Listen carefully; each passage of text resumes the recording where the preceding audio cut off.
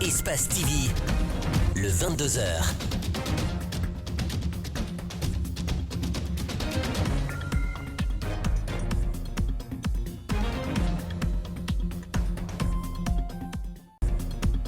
Sommaire de ce journal, le kidnapping et le trafic d'organes refont surface à Conakry. 2 filles ont plus de justesse échappé à leurs ravisseurs. Ces rescapés, dans leur témoignage, affirment avoir vu des organes à même le sol dans des cours fermés avec plusieurs autres fillettes. À la mairie de Matam, la page de l'ancien maire Seydou Bassakou a été tournée ce vendredi. Son successeur Ismaël Condé, jusque-là premier vice-maire, a été officiellement installé et désormais il a la responsabilité de terminer le mandat en cours. Et enfin, vers la fin donc de cette édition, nous serons en compagnie d'Henri Kevin Bois pour un tour d'horizon de l'actualité culturelle en Guinée et à l'international. Ce sont les titres. Bonsoir et bienvenue à tous. Le Conseil national de la transition a tenu sa deuxième session plénière ce jeudi au Palais du Peuple. Les travaux ont duré de 11h à 2h du matin et 3 points étaient inscrits à l'ordre du jour. Cette séance plénière s'est tenue à huis clos, bien à l'abri de la presse et du public. Mamoudou Boulere Diallo, Aboubakar Kekebangoura. Je voudrais adresser mes vives et Les travaux en plénière ont duré de 11h pratiquement jusqu'à 2h du matin. Les conseillers nationaux ont fini par adopter le règlement intérieur et les termes de référence pour les missions à l'intérieur. Le vote a été la majorité des 2/3 des conseillers nationaux et c'est le président de l'institution qui prend la parole. Il y a eu beaucoup de sujets qui n'étaient pas des sujets consensuels, mais avec les arguments, ces sujets ont été soumis aux voix et adopté. Et le texte a été adopté avec la majorité des 2/3. Donc pour moi, ce qui est fondamental, et sous réserve de la prise en compte des recommandations qui ont été formulées par les conseillers nationaux. Parmi les conseillers, certains se sont démarqués. Il s'agit de 2 personnes qui ont voté contre le texte. Ils nous expliquent la raison. J'ai voté contre, ça n'engage que moi. Il y a de ces choses que je ne partageais pas dans le règlement intérieur. C'est ce qui a motivé mon vote contre et je l'assume. Je ne peux pas voter quelque chose pour lequel je ne suis pas convaincu, c'est tout. Alors, que contient ce document dont l'examen a duré toute une journée? C'est un texte qui réglemente le fonctionnement interne de l'organisation, ses organes, les attributions du bureau, les attributions de la plénière et les attributions de la conférence des présidents, mais aussi le rappel de la procédure de soumission et d'adoption des lois en termes de projets ou de propositions de loi, mais aussi les mesures disciplinaires qui s'appliquent en la matière en ce qui concerne la police des plénières. S'agissant du 3e point à l'ordre du jour, qui concerne les missions d'échange avec les citoyens à l'intérieur du pays, les groupes sont déjà composés et le départ est prévu pour ce dimanche, des missions qui dureront 10 jours selon le président de l'institution. Je voudrais adresser mes vives et chaleureuses félicitations. Un compte rendu de Mamoudou Boulere Diallo. La 18e Assemblée générale de la CNTG s'est tenue ce vendredi. Et tenez-vous bien, Amadou Diallo a été reconduit par ses pairs. On le suit au micro de Bernard Koundouno et Aboubakar Din Kamara. Je voudrais adresser mes vives et chaleureuses félicitations à tous les camarades réélus ou nouvellement élus. Cette promotion est la marque de confiance des membres du Congrès et par conséquent de tous les travailleurs à notre endroit. Nous devons tout faire pour la mériter davantage. Désormais, nous repartons sur de nouvelles bases qui seront marquées par un engagement plus fort de chaque membre élu. Pour ce faire, nous devons veiller à la cohésion en faisant fi de nos contradictions mineures pour préserver l'essentiel.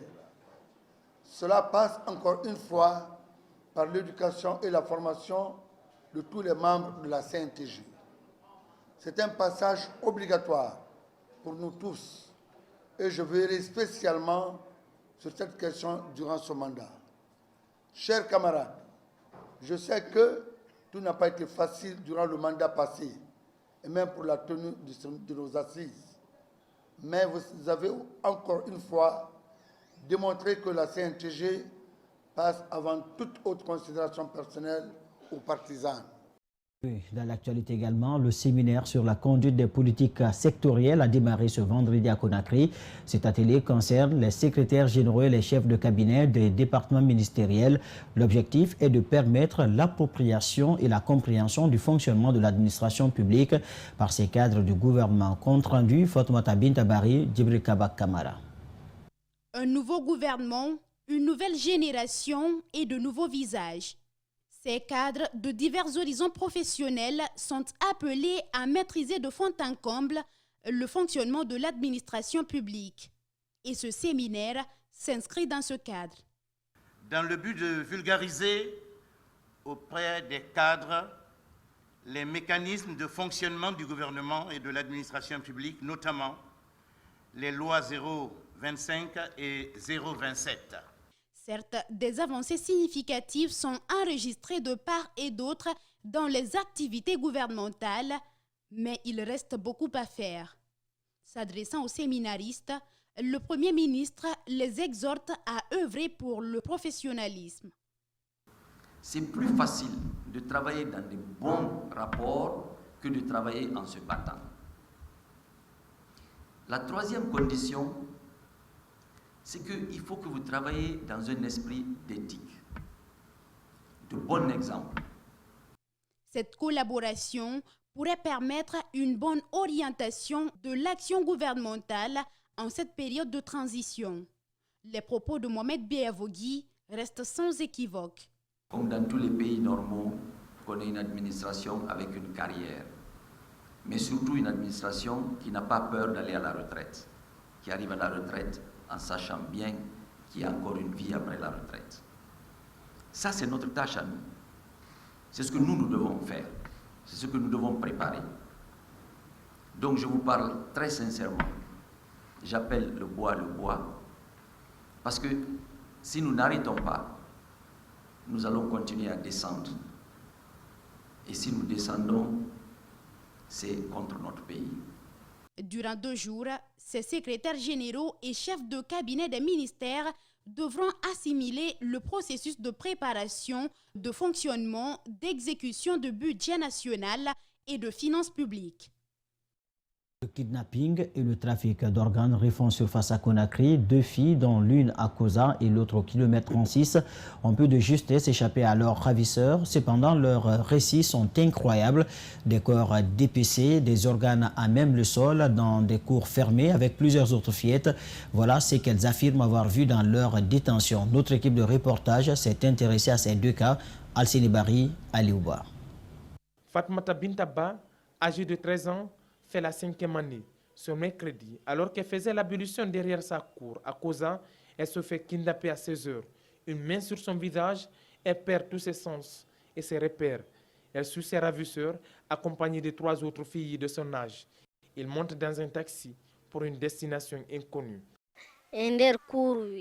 C'était dans une grande cour. Ils ont percé ma main pour goûter à mon sang. Mais ils m'ont dit que mon sang n'était pas bon. Ils m'ont libéré et ils ont maintenu les 3 autres filles. Dans la cour, des corps dépecés, certains suspendus et le sang qui coule dans une bassine. Malgré la douleur, personne ne crie. Quand je suis rentré, j'ai trouvé qu'ils étaient en train de suspendre quelqu'un avec des pointes et attacher ses pieds. Mais ils ne criaient pas. Il y avait une bassine en bas pour recueillir le sang. Dans la cour, il y a des bras éparpillés, des pieds et des têtes suspendues. Des gens aussi étaient assis. Elle aura donc la vie sauve parce que son sang ne correspond pas aux besoins de ses kidnappeurs, contrairement aux 3 autres filles, toujours détenues, probablement mortes. Elle sera jetée à Simambossia, sur la ruelle de la zone de conteneur, où après plusieurs coups de fil, ses parents l'ont retrouvée. Le même jour, mais un peu plus tôt dans la journée du mercredi, cette fille âgée de 15 ans et élève en 8e année est kidnappée au kilomètre 36. Dans le taxi où elle partait récupérer des bagages de sa mère, elle est cueillie avec son chauffeur et déportée dans un endroit inconnu. Ils m'ont attachée avec le chauffeur aussi. J'avais un téléphone, j'ai écrit mes amis pour dire à ma mère, là où je suis, je ne connais pas. Un bandit a retrouvé le téléphone avec moi, il a pris le téléphone, il parle avec mon ami. Il a dit mon ami qu'il veut me tuer Il a besoin de mes 2 yeux, beaucoup de mes corps. Ligotée, elle aura la chance, grâce à son acolyte du jour, qui lui a permis de s'évader. Les bandits sont sortis pour aller chercher leurs amis, pour venir nous rejoindre à la maison, dans cette maison. Ils sont sortis maintenant. Le chauffeur m'a dit que je vais m'approcher d'elle. Il va me détacher. Je dis chauffeur, je vais détacher pour lui aussi. Il m'a dit que non, que je vais partir. Sinon, ici, ils vont revenir, ils vont me tuer. Le chauffeur, elle ne le reverra plus. À Sanouya, l'insécurité est grandissante. Dans ce ravin, au-delà des kidnappings, des femmes sont violées, des bandits fument la drogue et commettent des actes répréhensibles, surtout la journée, pendant que les hommes sont au boulot. Les jeunes qui viennent semer la terreur dans notre zone ici sont des jeunes étrangers qu'on ne connaît pas ni de nom ni de vue. Ils viennent d'autres quartiers, par exemple Kagbele, Ketaya et autres. Dans la lutte contre le kidnapping, chaque minute compte et chaque jour est un retard accusé contre les assaillants. Dans ce reportage, nous avons dénombré 4 personnes, toujours aux mains des ravisseurs, peut-être même mortes. Dans le même registre, un présumé pédophile a été présenté à la presse ce vendredi à l'Oprogem. C'est un homme de nationalité belge qui aurait abusé des petits garçons. L'Office de protection du genre, de l'enfance et des mœurs a reçu l'information grâce à la direction centrale de la police judiciaire. Rosaline Gotomonemou, Yacouba Traoré. Cet homme encagoulé que vous voyez en image est un Belge, un ingénieur à la retraite. La soixantaine, il est le présumé pédophile qui aurait abusé de ses mineurs. Ils sont au total 6 petits garçons âgés de 8 à 16 ans. Héberge les enfants dans sa maison au quartier Nongo, dans la commune de Ratoma. Et aussitôt, nous avons reçu les instructions de notre ministre du département de tutelle. Et l'équipe qui est allée l'a pris en flagrant délit avec 6 victimes. Le présumé pédophile rejette en bloc toutes les accusations portées contre lui. Cependant, l'audition des enfants et les rapports médico-légaux montrent le contraire. Selon le rapport médico-légal de la médecine légale, effectivement, parmi les 6 enfants, 2 ont reçu une pénétration au niveau anal et les autres des attouchements. Les victimes et leurs présumés bourreaux ont été transférés au tribunal spécial pour enfants pour des fins d'enquête. Lutte contre le coronavirus, les autorités ont procédé au lancement mercredi de la 2e phase de la campagne de vaccination accélérée contre la pandémie à Kindia. C'est le ministre de la Santé, accompagné de son homologue de la jeunesse, qui a procédé au lancement de ces opérations. Le film de la cérémonie, c'est avec Aboubakar Wayetouré et Djibril Kamara. Comme un signe d'adhésion aux démarches des acteurs de la santé dans la lutte contre le coronavirus en Guinée, une forte mobilisation des populations de Kindia a marqué ce lancement du 2e tour de la campagne d'accélération de vaccination contre la pandémie. Occasion pour les autorités administratives de dresser le bilan du virus, notamment du premier tour de la vaccination. Nombre de personnes vaccinées pour la première dose, 400 667. 42,36%.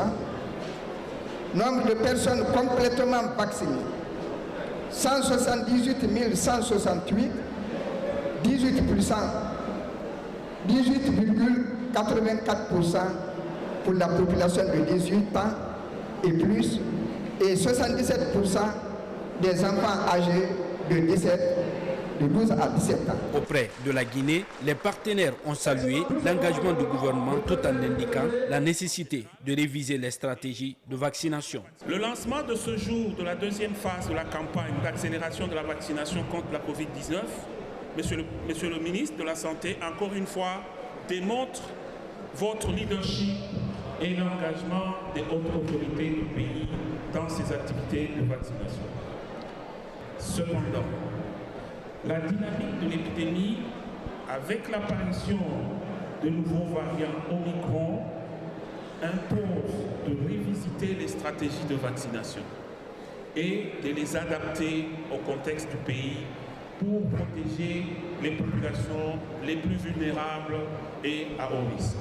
Le ministre de la Santé, qui n'a pas manqué de remercier la population de Kindia pour l'accueil chaleureux, a exprimé son souhait de voir plus de personnes se faire vacciner.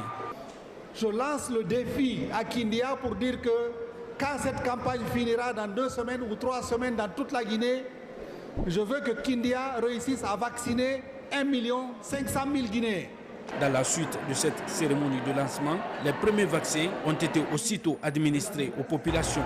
Des équipes renforcées vont poursuivre l'opération dans le but de toucher plus de personnes.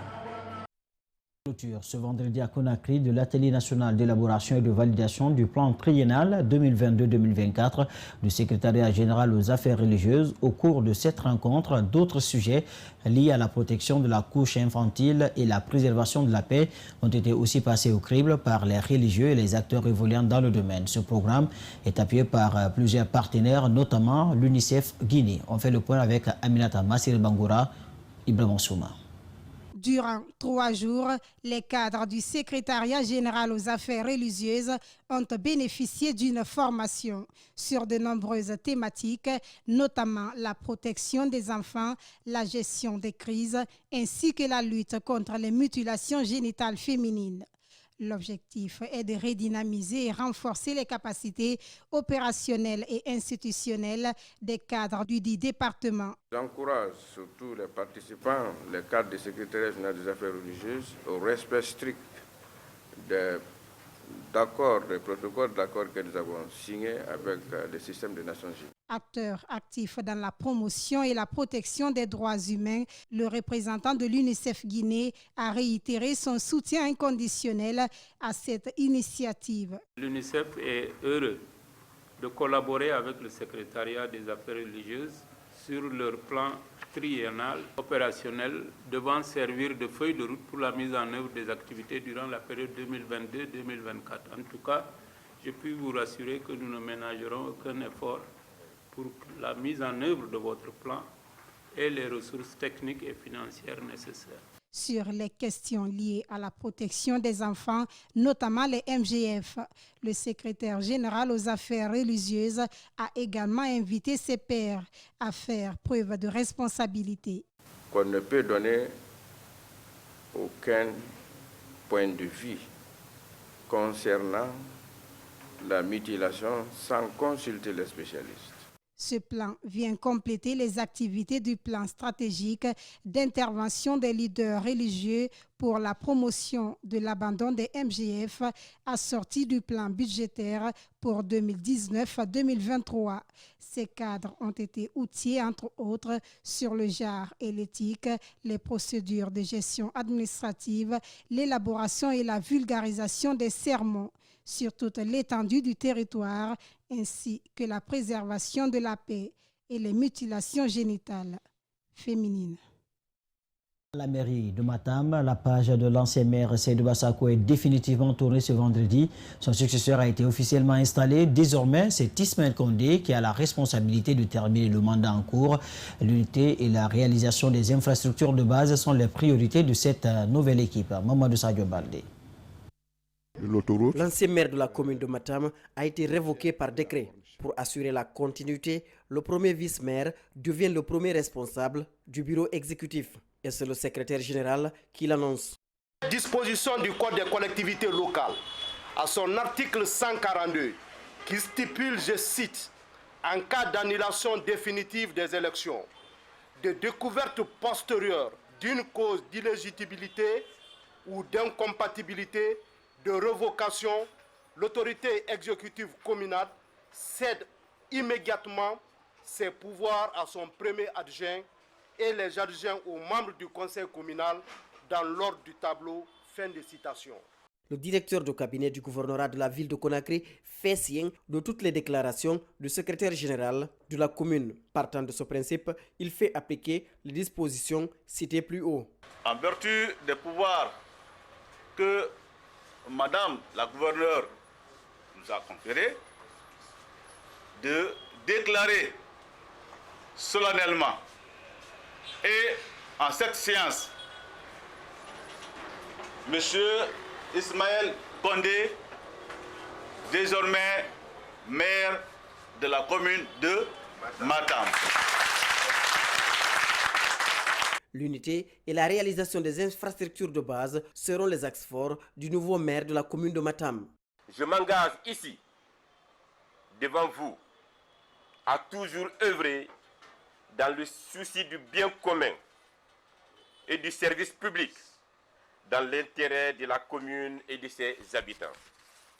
Ismaël Condé a connu des périodes mouvementées. Militant du RPG, il quitte le parti lorsque l'ancien président a voulu changer la constitution. Il fera la prison après avoir déposé ses valises à l'UFDG. Aujourd'hui, il a la lourde tâche de rassembler toutes les sensibilités pour le rayonnement de sa commune. Éviter aux personnes handicapées vivant avec un handicap de faire la mendicité. C'est le but de la formation de l'association Wakilare. Pour être autonome, les membres de cette ONG s'y sont lancés dans les métiers. En appui à ces personnes à mobilité réduite, la TICA, l'agence turque de coopération et de coordination, vient de rénover et équiper le lieu d'exposition et de vente des articles produits par les membres de cette association. André Mossé Milmono, Abouakar Din Kamara. Vivre avec un handicap n'est pas une fatalité, dit-on souvent. Et c'est conscient de cela que les membres de l'ONG Wakilare ont décidé de s'associer afin de faciliter l'insertion des personnes en mobilité réduite et éviter à ces handicapés de se lancer dans la mendicité. Au nombre des activités de Wakilare, la cordonnerie et la couture. Depuis ce vendredi, les membres de Wakilare disposent désormais d'un centre d'exposition et de vente de leurs différents articles. Ils nous ont montré qu'être handicap n'est pas quelque chose de fatal. C'est quelque chose qu'on peut vivre avec et en même temps, on soit indépendante. C'est ce qu'ils nous ont montré et je salue leur courage et je les encourage au nom de l'Agence turque de coopération et de coordination. C'est la représentation de l'Agence turque de coopération et de coordination qui a rénové et équipé ce centre. De quoi réjouir les bénéficiaires, mais aussi le ministère de l'Action sociale, de l'enfance et des personnes vulnérables. Wakilare, c'est une association qui a été créée pour aider les personnes en mobilité réduite à sortir de la mendicité, quitter la route pour être en activité. Walifé handicap c'est pas facile. Là je sais.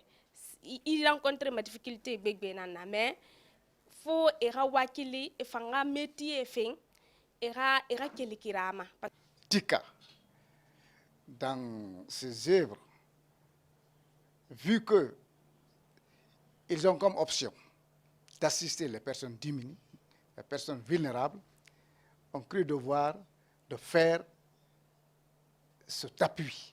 Nombreux sont des personnes à mobilité réduite qui font de la mendicité sur les principales artères de Conakry. L'ONG Wakilare, fondée depuis 2015, compte s'activer dans la sensibilisation des personnes vulnérables à travers une activité génératrice de revenus pour une meilleure insertion socio-professionnelle des handicapés de Guinée. À Kankan, le secteur de l'élevage commence à attirer l'attention des jeunes entrepreneurs. C'est le cas de Moussa Soare qui vient de lancer une campagne d'insémination artificielle à travers des bœufs de races différentes. C'est un reportage d'Alpha Omar Kouita. Nous sommes à Kinyeba, un district de la sous-préfecture de Missamana dans la préfecture de Kankan. Ici, Ibrahima Konaté élève près de 200 têtes de bœufs de races différentes dans sa ferme. Son ambition, faire de la Guinée dans les 3 prochaines années le premier pays éleveur de bœufs dans la sous-région. Nos bœufs ont un faible poids, mais avec cette insémination, un bœuf peut donner jusqu'à 1 tonne, une vache peut produire également jusqu'à 50 litres de lait par heure.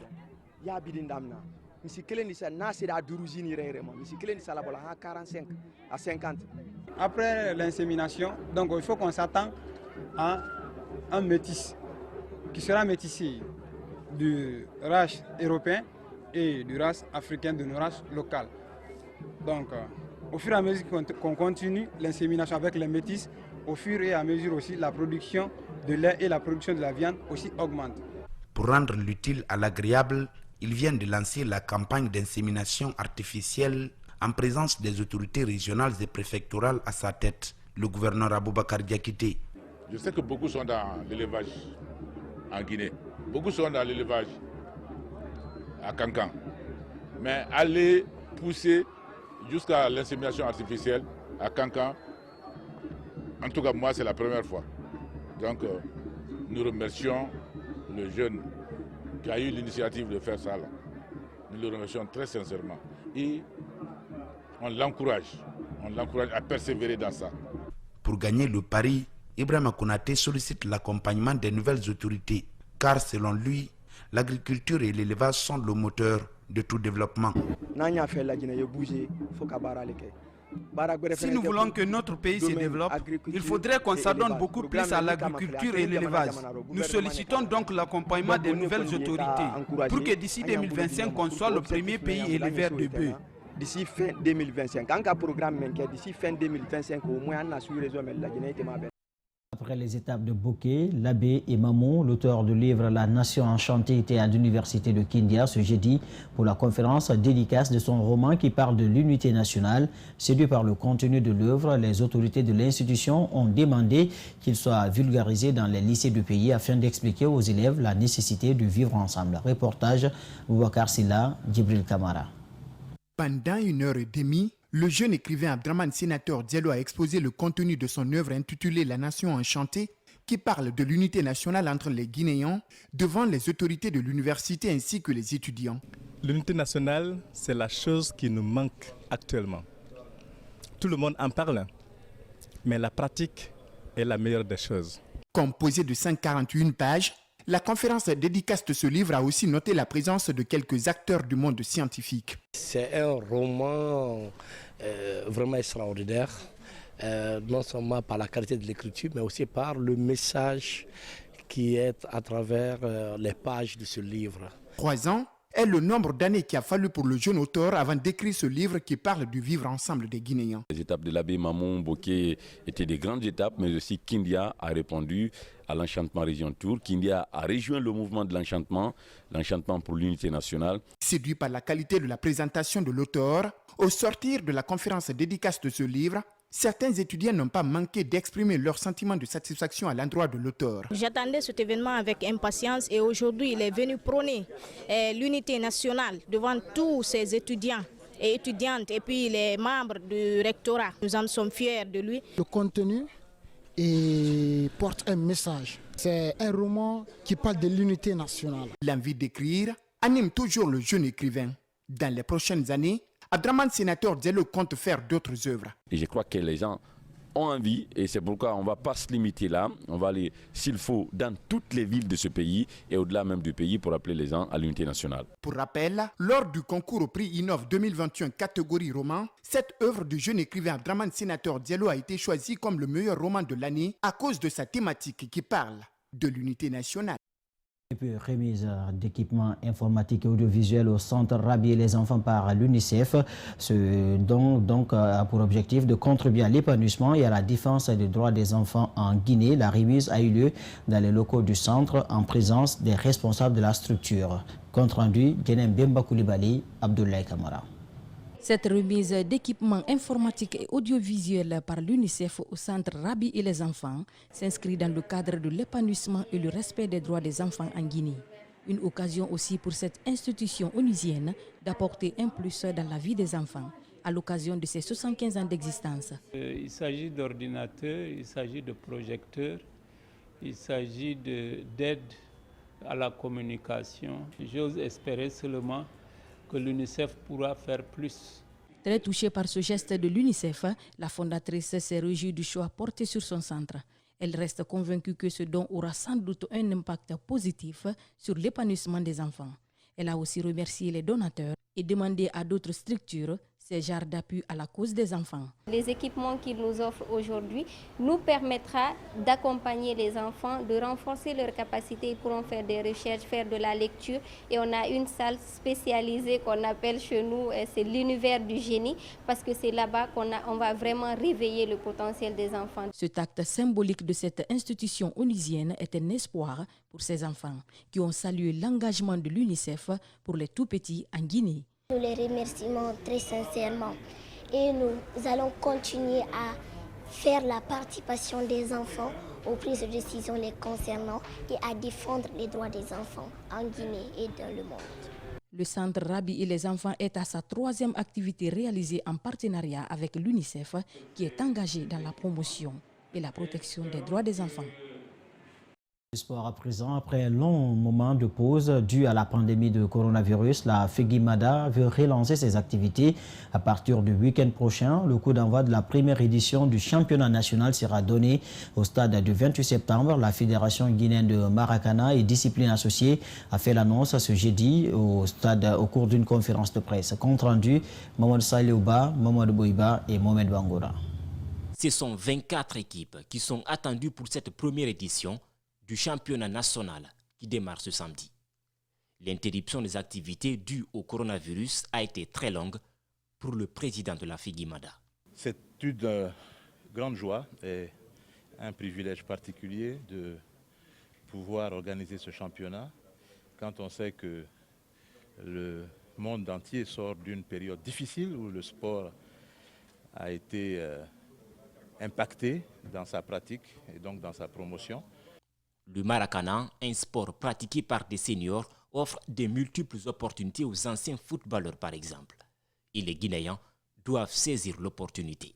Nous pensons que la discipline a le potentiel pour offrir à la jeunesse de nouveaux débouchés, notamment tous ceux qui auront terminé leur carrière de footballeurs, de techniciens ou d'encadreurs qui pourront aussi avoir l'occasion de pratiquer encore le sport, d'encadrer des jeunes et des moins jeunes et d'assouvir leur soif de compétition et de trophées encore. Si aujourd'hui on parle de Maracana en Guinée, c'est parce qu'il y a eu des pionniers. Malheureusement, certains d'entre eux ont rejoint le royaume des cieux. La fédération veut leur rendre hommage. Mamadou Souma Keita Manea, qui est un coach bien connu et qui était devant vous la presse, devant les autorités, devant les athlètes, beaucoup plus souvent que moi-même et qui nous a quittés aujourd'hui. Le Maracana est une variante du football née dans les années 60 sur les campus de l'Afrique de l'Ouest. Il se joue par équipe de 6 sur la surface d'un terrain de handball. Aujourd'hui, en ce qui concerne les compétitions, c'est un sport réservé aux seniors pour ne pas faire de la concurrence déloyale. Le sort du Sili national junior féminin a été scellé ce jeudi lors de la CAN handball après s'être incliné devant l'Égypte. Les Guinéennes ont tout donné, mais l'expérience des Égyptiennes a fini par les guider vers le chemin du succès dans cette partie. Le sélectionneur de l'équipe junior du Sili handball évoque l'inexpérience de ses joueuses. Oumousso réitère l'engagement de ses coéquipières vis-à-vis de la petite finale. Ils l'ont fait savoir dans leur réaction d'après-match hier dans la salle de gymnase au stade du 28 septembre de Conakry. C'est un reportage de Paul Fatiatougara, Mohamed Bangoura. La fin de l'aventure du Sili national junior handball, éliminé en demi-finale par une Égypte affamée et expérimentée qui a eu raison sur la fougue et sur la relative inexpérience de cette jeune équipe du Sili national de Guinée. Le poids de l'histoire s'est imposé puisque l'Égypte détient le record de nombre de participations à une phase finale de la Coupe du Monde avec 12 participations, avec à la clé une Coupe du Monde remportée en 1993. L'Égypte est également recordman du nombre de Coupes d'Afrique des Nations remportées, 12 titres remportés au total. Et c'est cette même équipe d'Égypte qui s'est bien imposée face à l'équipe du Sili national junior, ici dans la salle de gymnase du handball, logée dans l'enceinte du stade du 28 septembre de Conakry. Une défaite qu'il faut dédramatiser, relativiser, puisqu'en face, on avait une équipe égyptienne qui était très affamée et très expérimentée, selon le coach du Sili national junior que nous avons rencontré à la fin de cette défaite. Effectivement, ça fait partie parce que ce sont les habitués ici des compétitions ici internationales. Et par contre, ici, la Guinée n'a jamais participé ici à une coupe du monde. Et surtout que eux, ce sont des habitués. Donc, il y a l'expérience aussi qui a un peu joué ici sous les enfants. Donc, c'est le poids, surtout le poids, c'est ce poids-là qui a joué beaucoup sur nous. À présent, la Guinée devra retrousser ses manches pour mieux préparer le match de classement qui va l'opposer à la Tunisie qu'elle a battue. C'était donc à l'occasion du troisième et dernier match des poules sur un score très sérieux de 38 contre 35. C'était ici même dans la salle de gymnase du handball, logée dans l'enceinte du stade du 28 septembre de Conakry. On va l'aborder comme toujours, comme on l'a toujours fait depuis le début de la CAN. On va l'aborder avec beaucoup de confiance et on demande au peuple guinéen de rester derrière nous parce que la troisième place, on va la maintenir.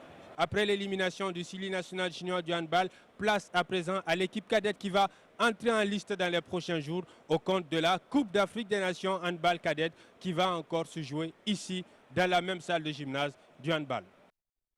Un compte rendu de Paul Fatia Tougara et Mohamed Bangora. À présent, place à la rubrique Art et Culture de cette édition.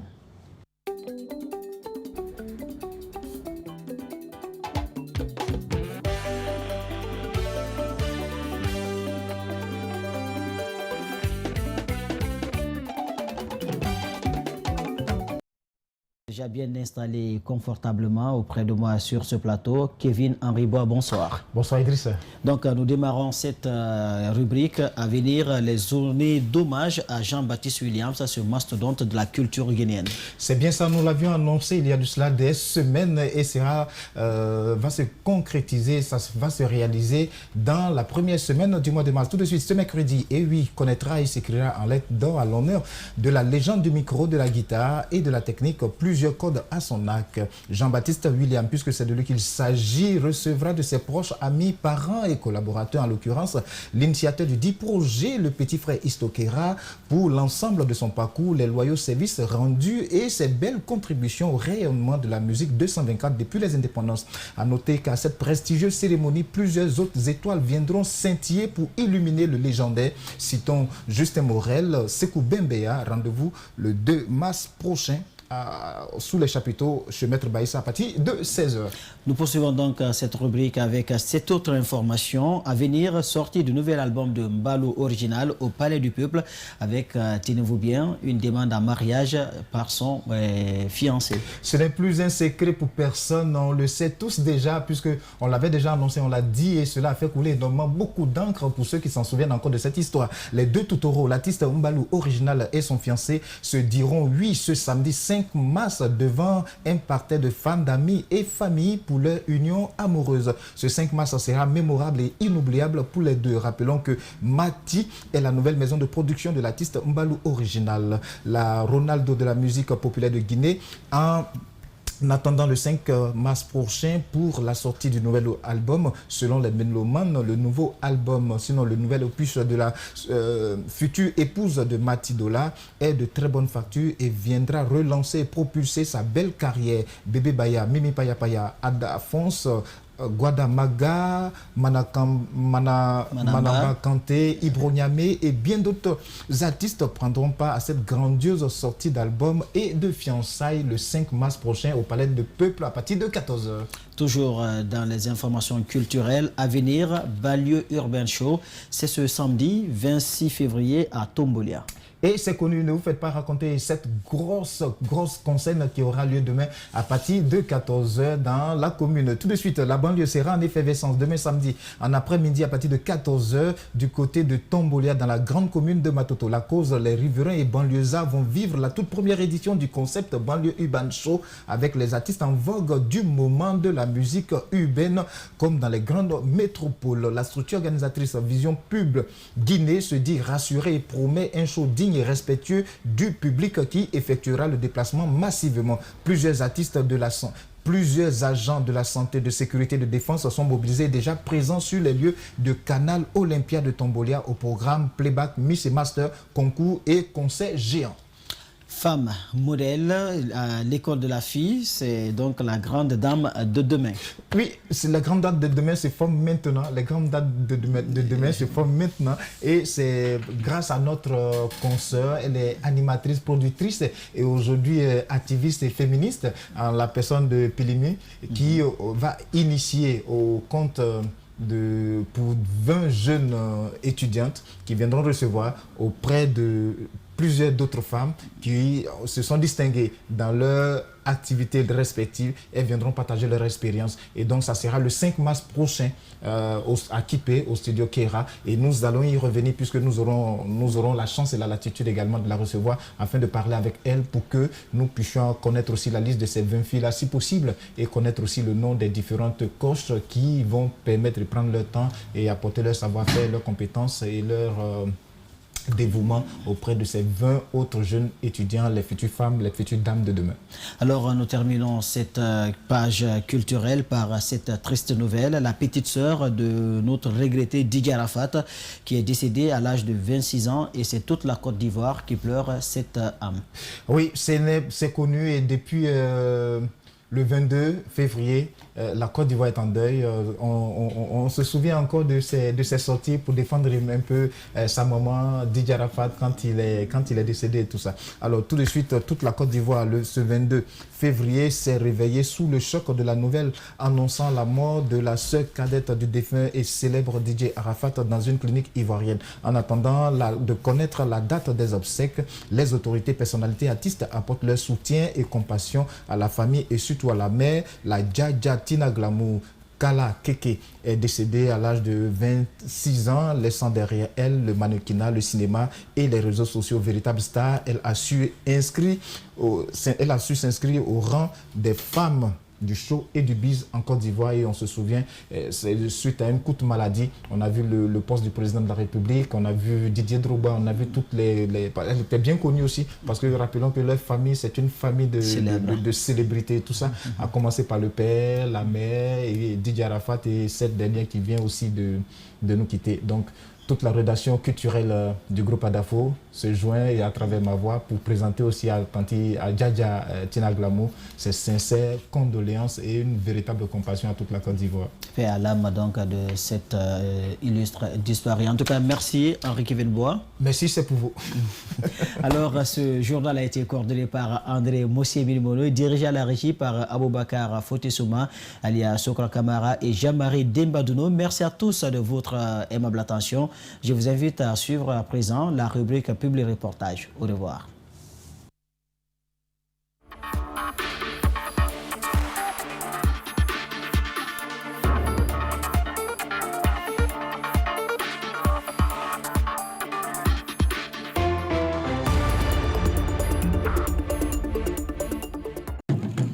Cette 4e édition du Festival des Arts d'Imba est caractérisée par des expositions, des danses et chants traditionnels. Elle vise à promouvoir l'identité culturelle baga et guinéenne.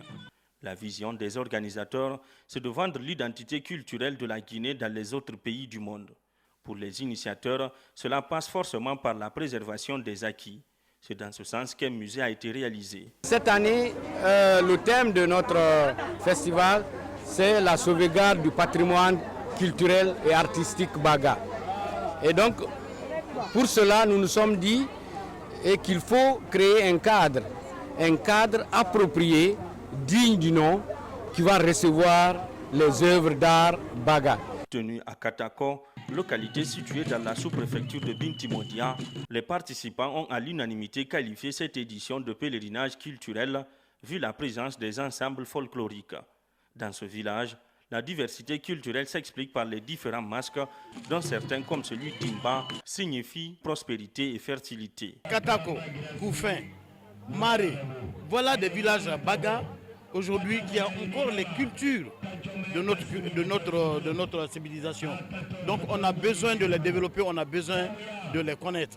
C'est très important. Aujourd'hui, j'ai découvert beaucoup de choses. Dans cette cérémonie culturelle, une émulation a eu lieu. Des satisfecits ont été également remis aux troupes ayant fait des prestations remarquables, ainsi qu'aux personnes qui se sont investies pour la construction du musée. Une manière pour les organisateurs d'encourager les groupes à conserver et protéger la culture baga. Un fait apprécié par les bénéficiaires, à l'image de ce jeune qui fait partie de la troupe Katako qui a raflé le premier prix. Je suis très content. Cette fois-ci encore, j'ai raflé encore la 4e édition. Et donc, c'est pas la première fois chez moi, quoi. Habituellement, je travaille comme ça, dur. Pour l'aboutissement de leur volonté, les organisateurs, notamment l'ancien ministre et les membres de l'ONG Fest Art d'Imba, promettent pérenniser le festival.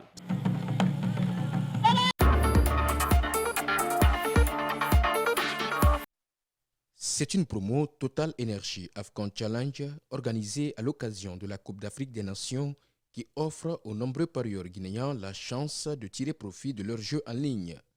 Pour participer à la promo, les membres de OneXBet devaient simplement placer des paris de $2 ou plus sur leur sport préféré et collecter des tickets pour les tirages de la chasse au prix.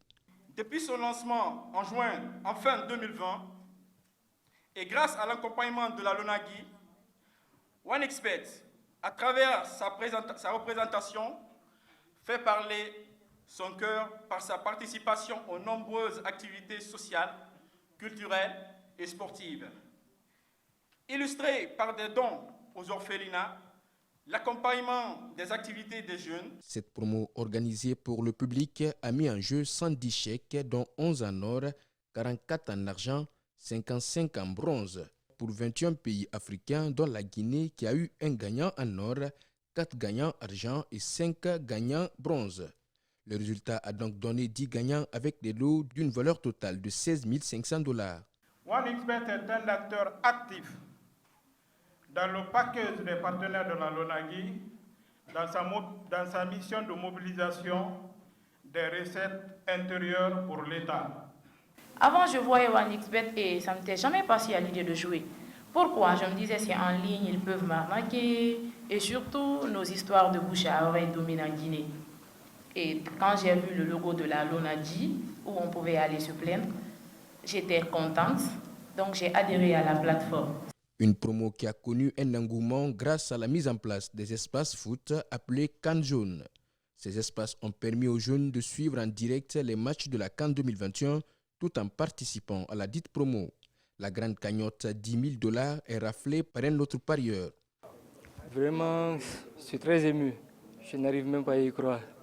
Remporter un chèque en or de $10 000, c'est comme si c'était un rêve. Et je ne sais pas si... Les parieurs en Guinée peuvent en effet miser sur le football, mais également sur la boxe, les combats de MMA ou les courses de Formule 1.